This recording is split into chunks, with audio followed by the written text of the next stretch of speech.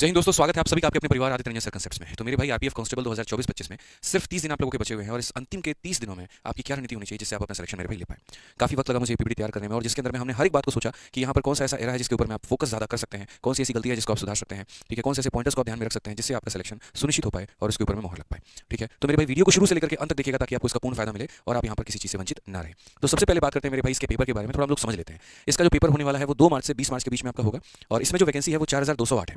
Vacancy तो मेरे भाई कम है, लेकिन लोगों की जो एप्लीकेशन है वो काफी ज्यादा लाखों की संख्या में लोगों ने फॉर्म भरा हुआ है और ये 1 लाख 2 लाख 10 लाख 20 लाख नहीं है, उससे कई गुना ज्यादा है मेरे भाई एप्लीकेंट्स की संख्या की अगर बात करें तो आप इसी से सोच सकते हैं कि भारत में जो बेरोजगारी का दर है वो कितना और कंपटीशन किस लेवल पर पहुंच चुका है। लेकिन इसने बड़े कंपटीशन में आपका सिलेक्शन कैसे हो, इसी के लिए ये वीडियो बनाई जा रही है ताकि आप सीख पाएं, समझ पाएं और अपनी गलतियों को सुधार पाएं। ठीक, तो जो पेपर 2 तारीख से 20 तारीख के बीच में होगा यहाँ पर, वो पेपर में कौन कौन से टॉपिक्स पूछे जाएंगे, कौन कौन सा सब्जेक्ट होगा। हालांकि आपको पता ही होगा यहाँ पर कि जो कांस्टेबल का पेपर का पैटर्न है उसमें जीएस के 50 सवाल आते हैं, रीजनिंग के 35 सवाल आते हैं, मैथ्स के 35 सवाल आते हैं। पेपर पूरी तरीके से ऑनलाइन मोड में होता है, 120 सवाल मिलते हैं और नंबर भी 120 होते हैं आपके, पर क्वेश्चन 1 नंबर का होता है।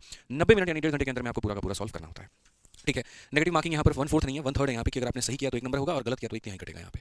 उसके बाद अगर हम बात करें यहाँ तो जो सिलेबस है, पाठ्यक्रम है, ये मैं पहले भी बता चुका हूँ आप लोगों को यूट्यूब पर और दोबारा से भी बता रहा हूँ कि जो 3 विषय आप मेरे भाई पढ़ने वाले हैं उनमें यहाँ पर आपका ये पाठ्यक्रम है, ये पूरा सिलेबस है।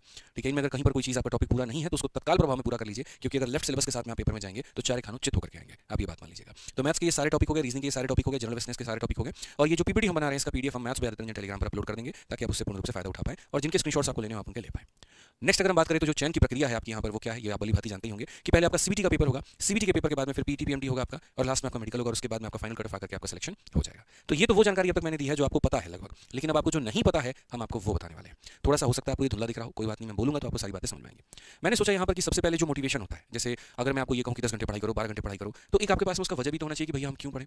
आप चूंकि आरपीएफ कांस्टेबल का पेपर दे रहे हैं तो कौन सी ऐसी चीज हम आपके अंदर में डाल दें जिससे आपका मोटिवेशन डबल हो जाए और नेक्स्ट लेवल तक की मेहनत करने की आपके अंदर में क्षमता आ जाए। तो वो क्या ऐसा हो सकता है, तो इसके लिए मैंने थोड़ा रिसर्च किया। मैंने यहाँ पर जो है वो ये देखा कि जो आरपीएफ कांस्टेबल का जो पद है वो भी कांस्टेबल लेवल में ही आता है। दिल्ली पुलिस का भी कांस्टेबल हो गया और यूपी पुलिस का कांस्टेबल, अदर स्टेट के पुलिस के कांस्टेबल हो गए। इनमें यहाँ पर डिफरेंसेस क्या है, क्या आरपीएफ कांस्टेबल बाकी लोगों से बेहतर है या फिर मेरे भाई डाउन है। क्योंकि बहुत सारे बच्चे ऐसे होते हैं जो कांस्टेबल लेवल की तैयारी कर रहे होते हैं और किसी भी राज्य का फॉर्म आया वो भर देंगे, लेकिन उनको सही जानकारी नहीं पता है, उनको ये नहीं पता यहाँ पर किसके फायदे क्या हैं और कितने हैं। तो आज मैं आपको एक स्टेप के ऊपर में बात करूंगा। सबसे पहले अगर हम बात करें तो आरपीएफ कांस्टेबल एक सेंट्रल गवर्नमेंट की जॉब है और बाकी जैसे यूपी, बिहार और एमपी हो गया ये स्टेट गवर्नमेंट की जॉब है। इनफैक्ट दिल्ली पुलिस भी हमारा जो है वो मिनिस्ट्री ऑफ होम अफेयर के अंदर में आता है, सेंट्रल गवर्नमेंट का आपका वो भी हो जाता है।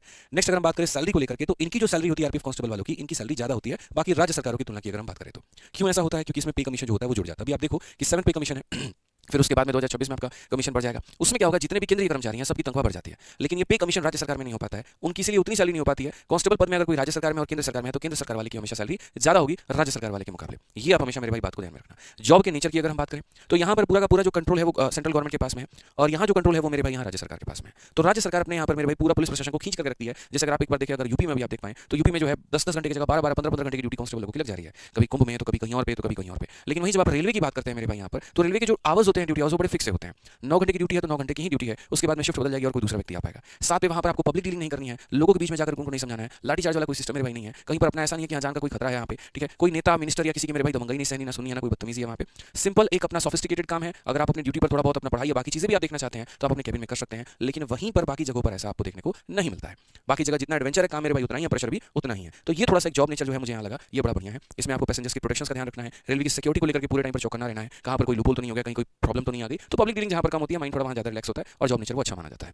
अगर हम बात करें काम के प्रेशर को लेकर के तो यहाँ काम का प्रेशर मॉडरेट है, ऐसा नहीं बोलूंगा बिल्कुल भी काम नहीं है, ऐसा बिल्कुल गलत बात होगा कहना मेरा। हाँ, काम प्रेशर है, मॉडरेट है। लेकिन अगर बाकी जगह पर आप देखें तो यहाँ काम का प्रेशर जो होता है बहुत हाई होता है। कई जगह पर आपको क्राइम हैंडल करना पड़ जाएगा, ठीक है, कई जगह पर आपको दंगे देखने पड़ जाएंगे, कई जगह आपको पॉलिटिकल प्रेशर्स मिलेंगे। लेकिन वहीं पर अगर हम बात करते हैं मेरे भाई आरपीएफ के कांस्टेबल को लेकर के तो यहाँ पर उतना ज्यादा काम का प्रेशर नहीं हो पाता है। तो मानसिक रूप से इंसान सही रहता है, परिवार को समय दे पाता है और एक अच्छी जिंदगी की वो हमेशा कामना करता है। इसके अलावा एक नौकरी में क्या चाहिए होता है तो प्रमोशन की अगर हम बात करें यहाँ पर तो मेरे भाई इसके जो प्रमोशन है, प्रमोशन एंड करियर ग्रोथ में इसके प्रमोशन फास्टर है सब इंस्पेक्टर के तौर पर और बाकी चीजों में। लेकिन बाकी जगह पर जो प्रमोशन है, जो राज्य की अगर हम बात करते हैं वहाँ के प्रमोशन थोड़े स्लो है, ठीक है। आपके ऊपर के अधिकारियों का दबाव आपके ऊपर में ज्यादा रहेगा, उनका दिमाग हो गया कि भैया तुमको 100 लोगों को पकड़ के लाना है और चोरी का रिपोर्ट बनाना है तो आपको करना पड़ेगा वो काम। आपको 50 लोगों को अगर मान लीजिए यहाँ पर जो है टारगेट मिल गया ऊपर की तरफ से चालान काटना है तो आपको मेरे भाई चाहे खुद खड़ा रहना पड़े, ट्रैफिक पुलिस वाले को लेकर जाना पड़े, चालान काटने हैं तो काटने हैं। तो ये सारे ऊपर के आदेश में यहाँ चल रहा होता है। लेकिन यहाँ पर जो सारी चीजें होती हैं वो रेलवे की सुख सुविधाएं के लेकर के, पैसेंजर्स की सिक्योरिटी को लेकर के हो रही होती है। तो इनमें आपको कहीं पर कोई दूसरे काम इंडल्ज नहीं करना पड़ता, तो थोड़ा आपकी लाइफ बड़ी आसान हो जाती है।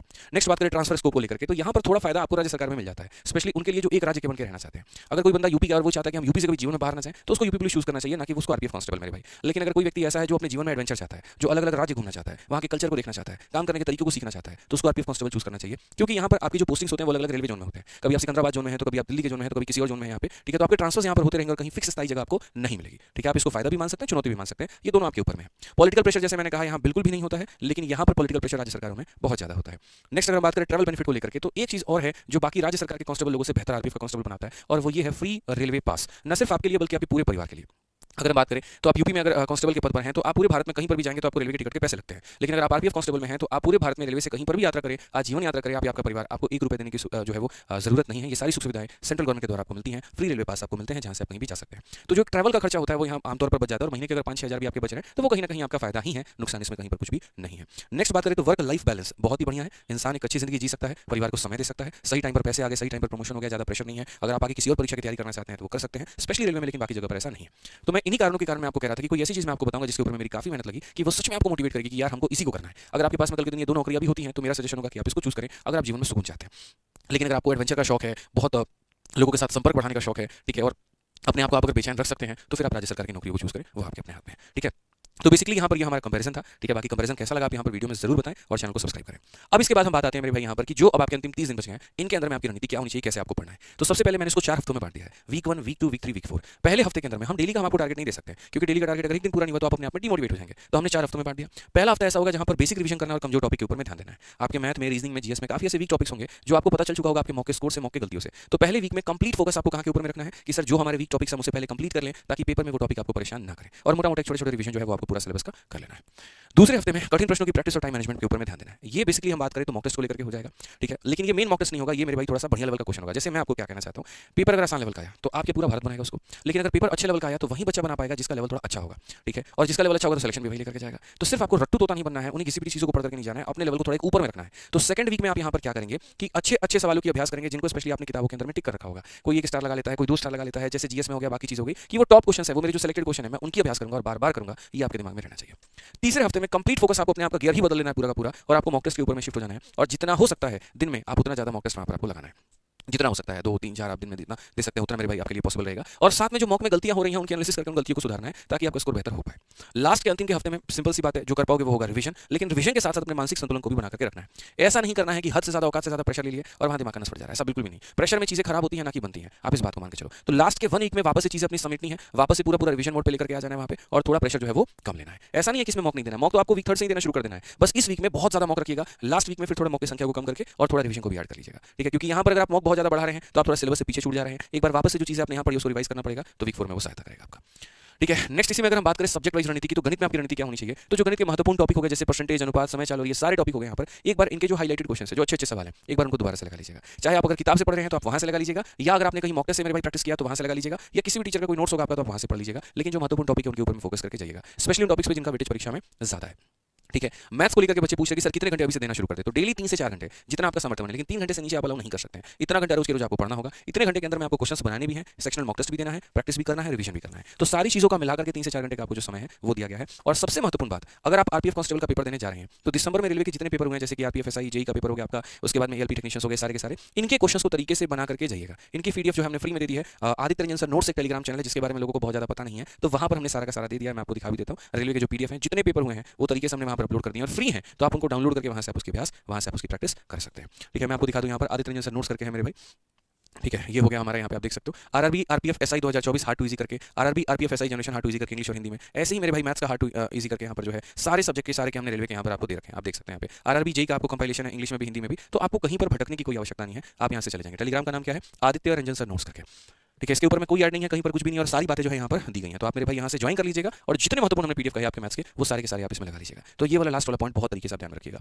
नेक्स्ट अगर हम बात करें रीजनिंग को लेकर के, तो अंतिम 30 दिनों में जो ये आपके महत्वपूर्ण टॉपिक होते हैं, जैसे मिसिंग नंबर, नंबर सिस्टम और ये सारी चीजें, इनको आप लोग अच्छे तरीके से कवर अप कर लीजिएगा। जिन सोर्सेस को पढ़ा होगा आपने मेरे भाई उनको दोबारा से पढ़िए, तिबारा से पढ़िए, 4 बार पढ़िए। और स्पेशली एक बात ध्यान रखिएगा कि 2024 में जितने ये पेपर हुए हैं उनमें रीजनिंग में देखिए कि कौन से चैप्टर्स को ज्यादा पूछा गया है, और जिनको पूछा गया तो उनके क्वेश्चंस को लगा करके जरूर जाइए। मैं अगर आपकी जगह पर होता तो मैं 2024 में रेलवे की जितनी परीक्षाएं हुई हैं उनके रीजनिंग के सारे क्वेश्चंस को सॉल्व करता, क्योंकि रीजनिंग में ऐसा होता है कि अगर किसी सेट में 25 क्वेश्चन है वहां पे, ठीक है ना, तो 25 में मेरे भाई 20 डुएबल होते हैं, बन जाते हैं। जो दिमाग लगाना होता है उन 5 के ऊपर में होता है, और अगर उनको हल कर लिया तो मैं गारंटी कहता हूं 35 के 35 सवाल सही करके आएंगे। वो बच्चा बिल्कुल भी अच्छा नहीं है यहाँ पर जो 35 में 30 सवाल रीजनिंग के सही करके आ रहा है और ये समझ रहा है हम यहाँ पर जो है वो राजा है। मेरे भाई इतना एवरेज स्कोर होता है, इतना हर कोई कर सकता है वहाँ पे, इस बात को समझो। अगर श्योर सिलेक्शन की बात कर रहे हो जहाँ इतने लाख लोगों ने फॉर्म भरा है और वैकेंसी लगभग 4000 प्लस ही यहाँ पे, तो उसमें आपको रीजनिंग में एक नंबर भी आप अफोर्ड नहीं कर सकते, गलती भी आप अफोर्ड नहीं कर सकते। तो इसलिए 2024 के सारे सवालों को बना के लेके आइएगा। सेक्शनल टेस्ट से स्पीड बढ़ता है, इसलिए मैंने यहाँ लिखा हुआ है कि सेक्शनल टेस्ट जितना हो सके तो उतना यहाँ पर दीजिए, आपके लिए उतना फायदेमंद है और इसको 2 से 3 घंटे का समय आपको दिया गया, इतना आपको कवर करना है। चलिए 2 सब्जेक्ट तो हमारे हो गए, लेकिन सबसे बड़ा राजा सब्जेक्ट कौन सा है, तो वो है मेरे भाई आपका सामान्य ज्ञान। ठीक है, 50 क्वेश्चन आपके आ रहे हैं, 50 नंबर के आ रहे हैं और आप सोचिए यहाँ पर कि कितना बड़ा इसका वेटेज होगा। और ये एक ऐसा टॉपिक होता है जो बिना सिर पाँव का होता है, कभी भी कहीं से भी कुछ भी पूछा जा सकता है। लेकिन रेलवे की एक और खास बात मैं आपको बताऊं वो क्या है। वो खास बात दोस्त यहाँ पर ये है कि जब रेलवे की परीक्षाएं सारी की सारी होती है ना, तो उनके जो जीएस होते हैं वो सिमिलर पैटर्न पे पूछे जा रहे होते हैं कई परीक्षाओं में। तो आप यहाँ पर फायदा उठा सकते हैं। और फिर से बोलूंगा 2024 में एटलीस्ट जितने हुए हैं वो पूरा का पूरा कवर करके जाना। करंट अफेयर तो रिपीट नहीं होगा, लेकिन बाकी स्टडी का पार्ट एज इट इज हमारा होने वाला है, तो इसके ऊपर में रोज 4 से 5 घंटे देना है। साथ में जो इंपॉर्टेंट बात है वो ये है कि जो आपने पढ़ा है उसको बार बार पढ़ के जाइए। आप उन बालकों में मत बनिए जी हमने 5000 करंट अफेयर याद कर लिया, हमने 6000 याद कर लिया और जब पूछो तो कुछ भी नहीं आता है, ये ऑप्शन नंबर और ऑप्शन नंबर में कंफ्यूज बैठे हैं। वो नहीं बनना है। जितना पढ़ा है उसको कई बार पढ़ो, महत्वपूर्ण ये है इस बात का। जीएस के ऊपर में स्पेशली ध्यान रखो। तो जीएस में मेरा सुझाव रहेगा 4 से 5 घंटे दो, लेकिन मल्टीपल रिवीजन पे दो, बार बार पढ़ो, बस ये ध्यान रखो। तो जैसे जनरली जो बच्चों के होते हैं तो इस तरीके से आप अपने कमरे में मेरे भाई पेपर्स में लिख करके आप चिपका सकते हैं। जो 4 हफ्ते का हमने श्रेणी बनाई थी, ठीक है, उनमें आप इनमें दे सकते हैं कि सर पहला हफ्ता का हमारा ये वीक टॉपिक है, इसके अंदर में मुझे ये खत्म करना है। दूसरे हफ्ते में हमने यहाँ पर अपने लेफ्ट टॉपिक्स के ऊपर में जो है ये हमारा बाकी है। ये जैसे मैं कहता हूँ मैं स्टूडेंट की तरह सोचता हूँ हमेशा। जब मैं खुद स्टूडेंट था तो मैं ऐसे पर्चे बनाकर अपने टेबल के आगे चिपका लेता था कि यार ये मेरे सारे टॉपिक बच गए, अच्छा ये 2 तारीख को खत्म करूंगा, 3 को करूंगा, 4 को करूंगा, 5 को करूंगा, ये मेरे सारे के सारे यहाँ पर लेफ्ट टॉपिक्स हो गए। तो सबके सामने मैं डेट असाइन करके पेपर से मैं चिपका देता था कि होते जाते गुजरते मेरे भाई हमेशा मेरी नजरों के सामने रहे और वो एक रिमाइंडर हमको देता रहे कि बेटा तुमको ये तो करना ही करना है, इस बात को ध्यान रखो। और जैसे मैंने बताया 2024 का यहाँ पर जो है ये पूरा आपको पेपर सॉल्व करके जाना है आरपीएफएसआई का, ये मोस्ट इंपॉर्टेंट और ये करना ही पड़ेगा आपको, इसके अलावा आपके पास कोई ऑप्शन नहीं है। साथ में आप अपनी रेलवे पीवाई की सीरीज को फॉलो कर रहे हैं तो उसको करते रहिए। ठीक है, ये वो टेलीग्राम है जिसके ऊपर हमने कहा था आपको सारी पीडीएफ मिल जाएगी, तो उसको ज्वाइन कर लीजिएगा। नेक्स्ट क्या करें और क्या ना करें इस बात को समझिए। रोजाना एक मॉक टेस्ट अभी से देते रहें और जैसा हमने कहा था तीसरे हफ्ते में मॉक टेस्ट की संख्या बढ़ा दें, तो ये बिल्कुल करना है। अपनी गलतियों का विश्लेषण करें। सिर्फ खाना खाना इंपॉर्टेंट नहीं होता, उसे पचाना भी महत्वपूर्ण होता है। तो जब मॉक टेस्ट दे रहे हैं और उसके अंदर में जो गलतियां हो रही हैं मेरे भाई उनको सुधारें, नहीं तो वो गलती पेपर में भी होगी। ठीक है, एक और काम करें, वो चैनल को सब्सक्राइब कर लें भाई। सब्सक्राइब करोगे तभी तो नोटिफिकेशन आएगा, तभी तो महत्वपूर्ण बातों से मेरे जुड़ पाओगे और कुछ अच्छा सीख पाओगे जो तुम्हारे भले के लिए होगा। ठीक है, आ जाओ चलो, प्रतिदिन 9 से 12 घंटे की पढ़ाई करिए। देखो भाई 30 दिन तो है ना तुम्हारे पास में, ठीक है, सिर्फ 30 दिन है और इस 30 दिन में अगर आप अपना बहुत मेहनत कर लेंगे तो क्या बिगड़ जाएगा आपका। पूरे साल आपने क्या किया मैं पूछने जा रहा हूँ, आपने उसके पहले क्या किया पूछने जा रहा है, कोई नहीं जा रहा है। पूरी दुनिया आपके 30 दिन के मेहनत के ऊपर में देखने वाली है, टकटकी लगाए बैठी है कि करोगे तो क्या करोगे। यकीन मानो ये जो नौकरी होती है अंतिम 30 दिनों का ही खेला होता है। चुनाव के पहले आप देखते हैं ना क्या माहौल होता है, अंतिम 30 दिनों पूरा समीकरण बदल जाता है। सेम कहानी है, अब तक आपसे कौन इंटेलिजेंट था फर्क इससे नहीं पड़ेगा। 30 दिनों में जिसने जितनी मेहनत की यहाँ पर वहीं उसको आगे लेकर के जा पाएगा। तो मेहनत कंटेंट पर करना है, ना कि नए सोर्सेस के ऊपर में और ना कि सोशल मीडिया पे। पता चला 30 में सर ने कहा था मेहनत करने को, ले भैया उस मास्टर का भी नोट्स धर लिए, उनका भी धर लिया, सब पढ़े जा रहे हैं, सब बिल्कुल भी नहीं। नया सोर्स बिल्कुल मत करना, जो पहले से पढ़ रखे उसी की रिवीजन करते रहना। सोशल मीडिया और डिस्ट्रैक्शन से पूर्ण रूप से मेरे भाई बचने की कोशिश करना। कोई रील गाना नाचना कुछ मत देखो अभी यहाँ पे, थोड़ा कुंभ का जो है वो भी रील थोड़ा कम कर दो। ठीक है, बहुत हो गया मोनालिसा आईटी वाले बाबा, अब थोड़ा अपनी पढ़ाई के ऊपर में फोकस करो। ठीक है, बाकी अंतिम में मेरी तरफ से निष्कर्ष और शुभकामनाएं आपके लिए है कि अंतिम 30 दिनों में जनाब पूरा हो सके तो फोकस बना के रखिए। स्मार्ट पढ़ाई पर बिलीव करिए, ना कि हार्ड लेवल पर करिए। और यकीन मानिए मेरे भाई यहाँ पर सफलता आपको जरूर मिलेगी, क्योंकि सफलता को मैं हमेशा मानता हूँ कि वो मेहनत के ऊपर निर्भर है। जिस बच्चे ने जितने ईमानदारी के साथ मेहनत किया सफलता मेरे भाई उसी को मिली है। ठीक है, बाकी आप अपना एंड में मैथ्स का रिवीजन इस किताब से मत छोड़िएगा, जितना हो सकता है आप उतनी बार फॉर्मूला बुक पढ़ करके जाएं। ये आपके पक्का कह रहा हूँ मेरे भाई 5 से 10 नंबर का आपको लीड देगी ही देगी पेपर में। कोई ऐसा सवाल अभी तक कोई भारत में परीक्षा नहीं हुई है जो इससे बाहर आया हो। ठीक है, और आगे भी नहीं आएगा मेरे भाई, सब यहीं से पूछा गया है। आपके पास हो तो ठीक है, नहीं तो दोस्तों से मांग करके 4-5 दिन में इसको निपटा सकते हैं, पढ़ लीजिएगा। रिवीजन ही तो करना है जब सिलेबस कंप्लीट हो गया तो। ठीक है, बाकी मेरे भाई हमारी तरफ से इतना ही था ये 30 दिन की रणनीति के लिए। उम्मीद करता हूं कि मैं आपको सारी बातें समझा पाया हूं और आपके जीवन में छोटे से बदलाव का कारण बन पाएगी ये वीडियो। ठीक है, मिलेंगे अगली वीडियो में। आज के लिए इतना ही। चैनल को सब्सक्राइब कर लीजिए और अगर कोई मन में सवाल है तो कमेंट जरूर कर दीजिए। धन्यवाद।